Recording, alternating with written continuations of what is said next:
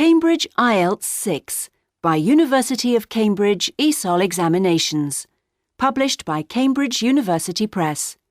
This recording is copyright. CD 1. Test 1. You will hear a number of different recordings and you will have to answer questions on what you hear.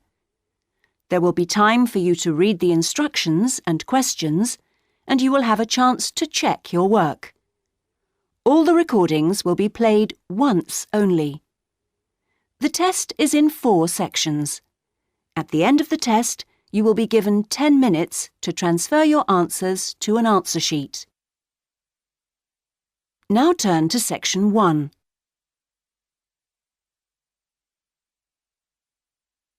Section 1. You will hear a man telephoning a sports club to ask about membership and facilities. First, you have some time to look at questions 1 to 4.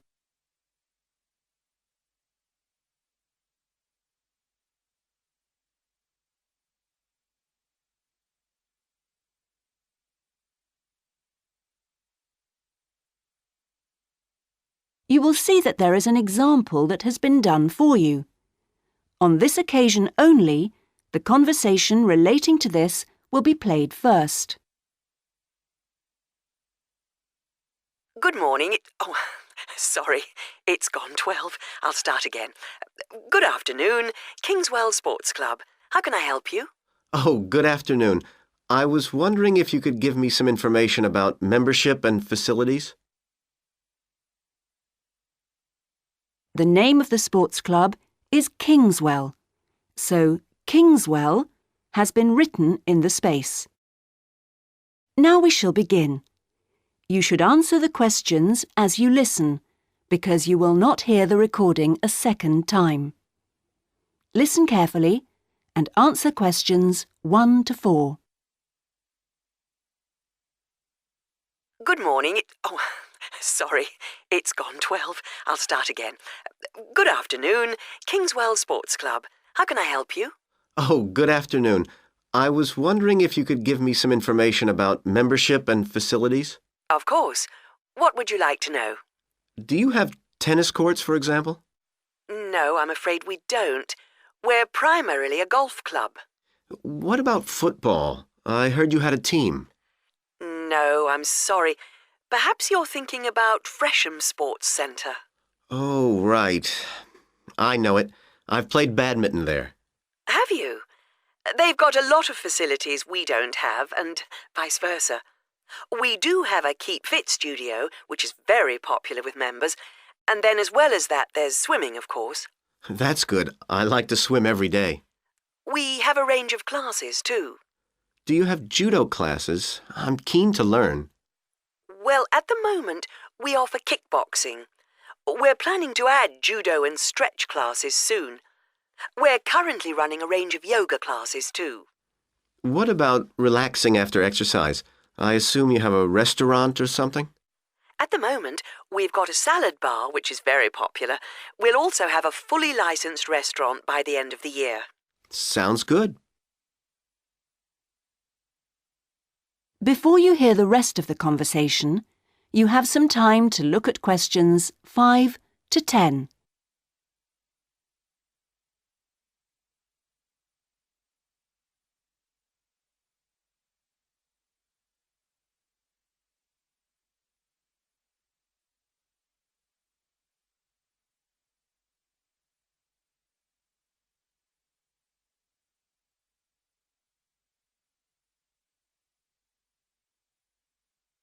Now listen and answer questions 5 to 10. What kind of membership are you interested in? Not really sure. What are the options? Well, there are 3 different membership schemes. I see. What's the difference? Well, the first one's called Gold, and you can use all the facilities at any time of the day or week. You can also join in as many classes as you like for free. That sounds good. Is it very expensive? Well, you pay a £250 joining fee, and then it's £450. Oh, No, I'm sorry. It's just gone up by £50. Sorry about that. It's now £500 for the annual subscription fee. Right, got that. And what's the next type?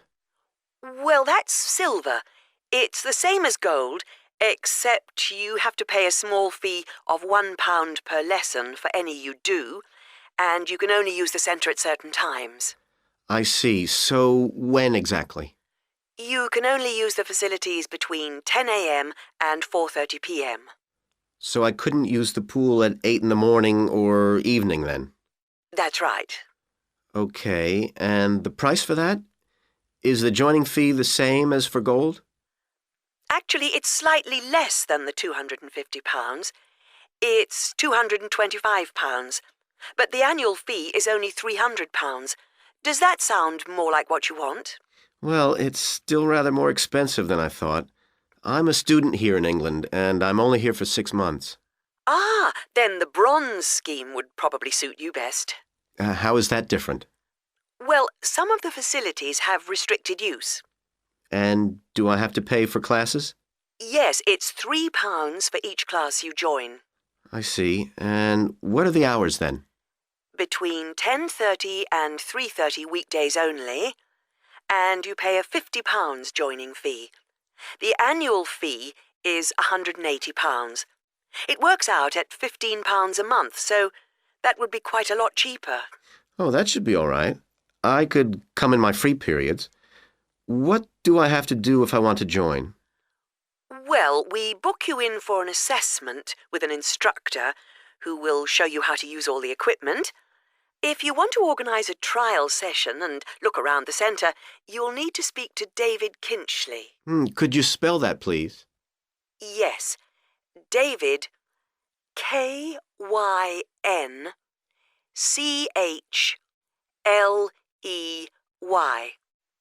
I'll give you his direct line number.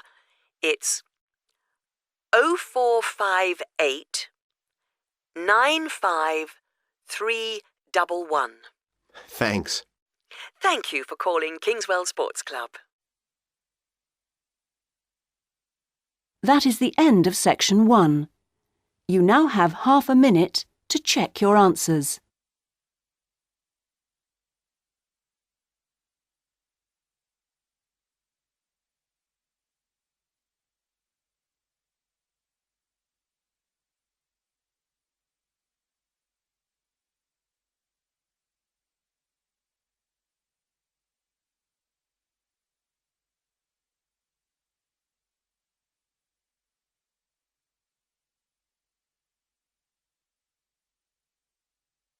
Now turn to section 2.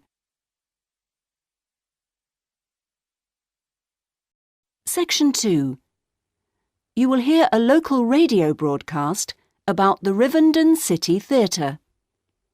First, you have some time to look at questions 11 to 16.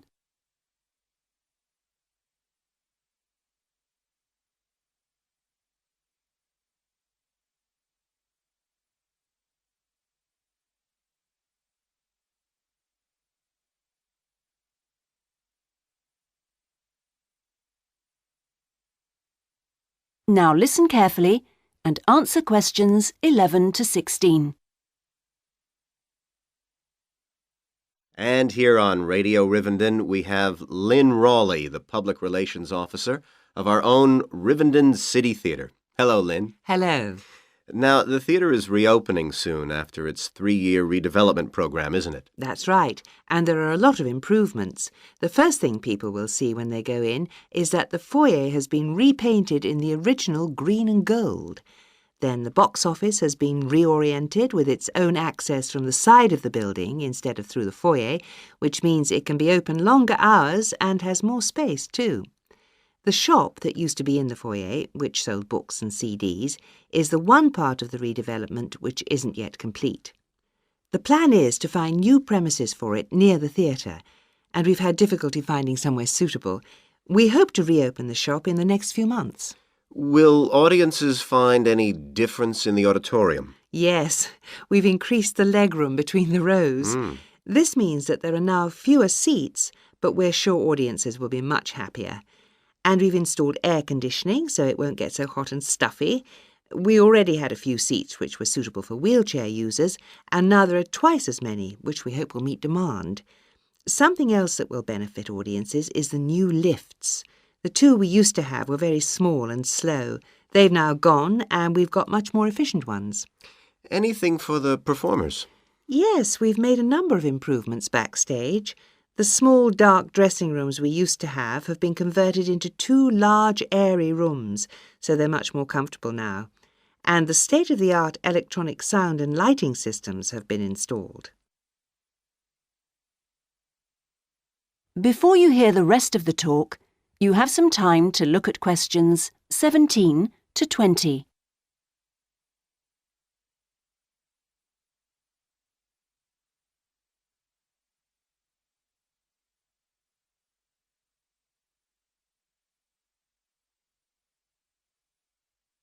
Now listen and answer questions 17 to 20. Okay, so what's the first play that audiences can see when the theatre reopens? We've got a very exciting production of Peter Shaffer's Royal Hunt of the Sun, which is currently touring the country. That starts on October the 13th and runs till the 19th. We're experimenting a bit with the time the curtain goes up. We used to start all our performances at 7:30, but that made it difficult for people to go home by public transport. So instead, we're beginning at 7, because at 9:45, when it finishes, there are still buses running. Tickets are already selling fast. The Friday and Saturday performances sold out almost immediately, and in fact now there are only tickets for Monday and Thursday. How much are they? We've introduced a simpler price structure.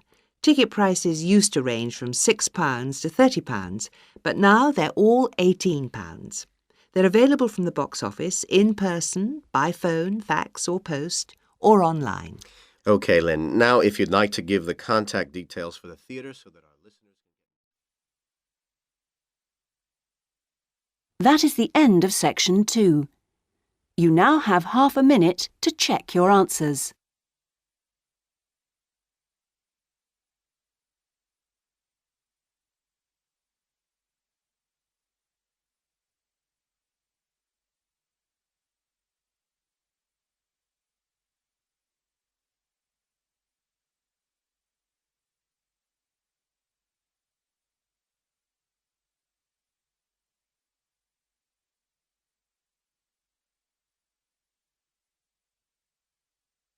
Now turn to section 3.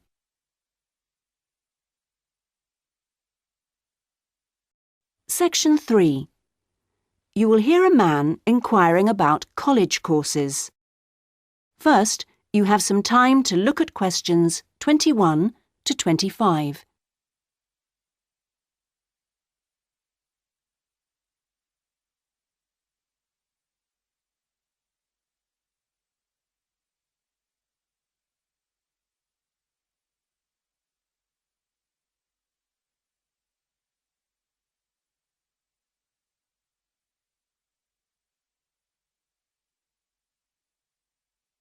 Now listen carefully and answer questions 21 to 25. Hi, can I help you? I was told to come here because I'd like to talk to someone about taking a management course. Right, I'm one of the tutors, so I should be able to help you. Oh, good. My name's Brian Ardley. I've decided to enrol on a part-time management course. A friend of mine took one last year and recommended it to me. Right. Is there anything I should do before the course, like reading or anything? We prefer to integrate reading with the course, so we don't give out a reading list in advance. But we like people to write a case study describing an organisation they know. I've already done that, as my friend told me you wanted one. But would it be possible to sit in on a teaching session to see what it's like? I haven't been a student for quite a while. Fine. Just let me know which date and I'll arrange it with the tutor. Now, could I ask you about the college facilities, please? Anything in particular? Well, the course is 1 day a week, all day, isn't it? So presumably it's possible to buy food. Yes, the refectory's open all day. Does it cater for special diets? I have some food allergies. Provided you warn the refectory in advance, it won't be a problem. Good. What about facilities for young children? I'd like to bring my daughter here while I'm studying. How old is she? 3. Then she's eligible to join the nursery, which is supervised by a qualified nursery nurse. The waiting list for a place is quite long, though, so you ought to apply now. OK. I don't know if our careers advice service would be of any interest to you. Yes, it might help me decide how to develop my career after the course. The centre has a lot of reference materials and staff qualified to give guidance on a one-to-one basis. I noticed a fitness centre next to the college. Is that for students? It's open to everyone, but students pay an annual fee that's much less than the general public pay. And presumably the college library stocks newspapers and journals as well as books. Yes, and there's also an audio-visual room for viewing and listening to videos, cassettes and so on. Is there also access to computers? Yes, your tutor will need to arrange with a technical support team for you to get a password, so ask him or her about it when you start the course. OK. Before you hear the rest of the conversation, you have some time to look at questions 26 to 30.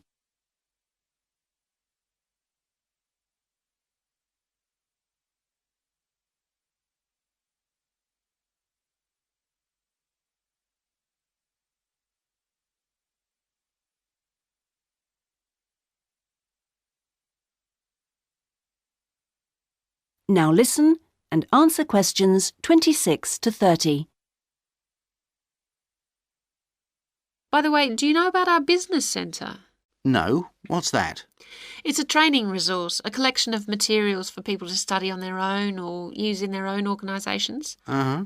You mean books and videos? Yes, and manuals for self-study, plus a lot of computer-based materials so people can work through them at their own speed and repeat anything they aren't sure about. And you can hire laptops to use in your own home or workplace, as well as printers that you can take away. Does it have anything that I could use to improve my study skills?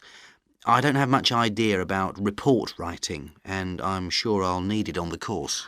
Oh, yes, there's plenty of useful material. Just ask one of the staff. Does the centre cover all the main areas of business? Yes, topics like finance and, of course, marketing, that's a popular one. Local managers seem to queue up to borrow the videos. So it isn't just for students then? No, it's for members only, but anyone can join. How much does it cost? £100 a year for a company and £50 for an individual, with no discount for students, I'm afraid. Well, that's very helpful. Well, I think that's all. I'd better go home and fill in the enrolment form. Thanks for all your help. You're welcome. Goodbye. Goodbye. That is the end of section 3. You now have half a minute to check your answers.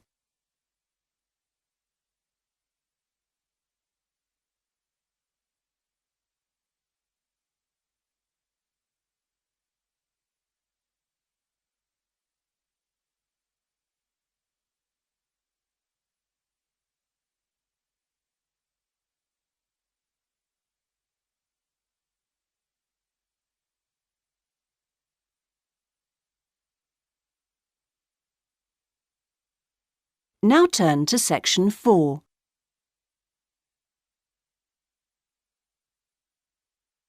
Section 4. You will hear a talk on a social history of the East End of London. First, you have some time to look at questions 31 to 40.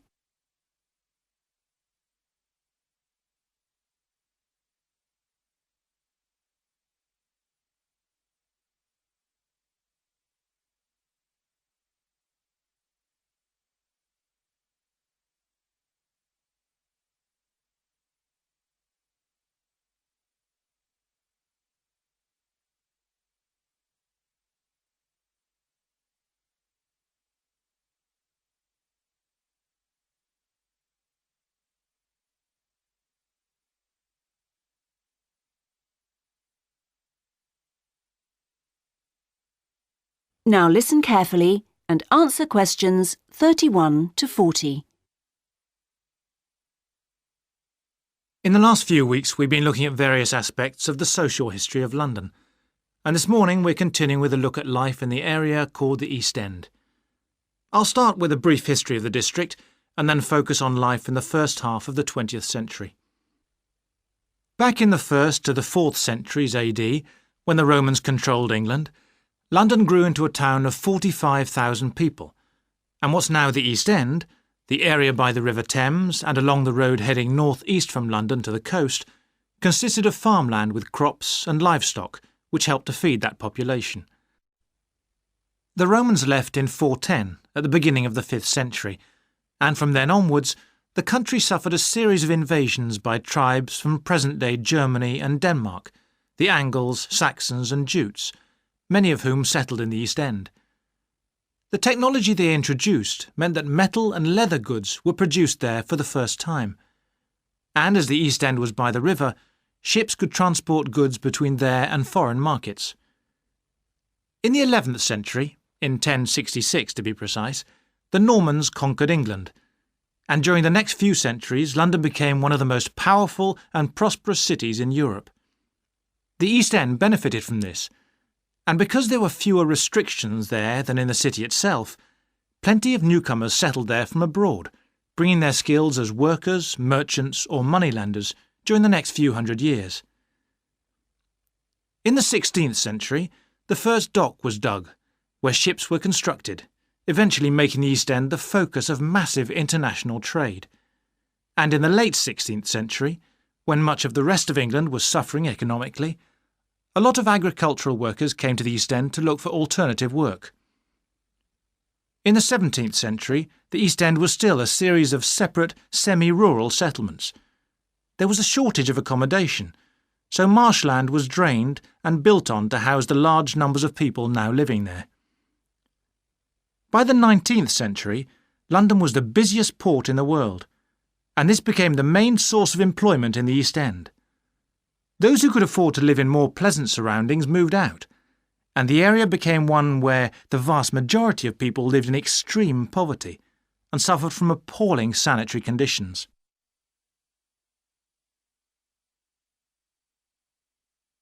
That brief outline takes us to the beginning of the 20th century, and now we'll turn to housing. At the beginning of the century, living conditions for the majority of working people in East London were very basic indeed. Houses were crowded closely together and usually very badly built because there was no regulation. But the poor and needy were attracted by the possibility of work, and they had to be housed. It was the availability rather than the condition of the housing that was the major concern for tenants and landlords alike. Few houses had electricity at this time, so other sources of power were used, like coal for the fires which heated perhaps just one room. Of course, the smoke from these contributed a great deal to the air pollution for which London used to be famous. A tiny, damp, unhealthy house like this might well be occupied by 2 full families, possibly including several children, grandparents, aunts and uncles. Now, before I go on to health implications of this way of life, I'll say something about food and nutrition. That is the end of section 4. You now have half a minute to check your answers.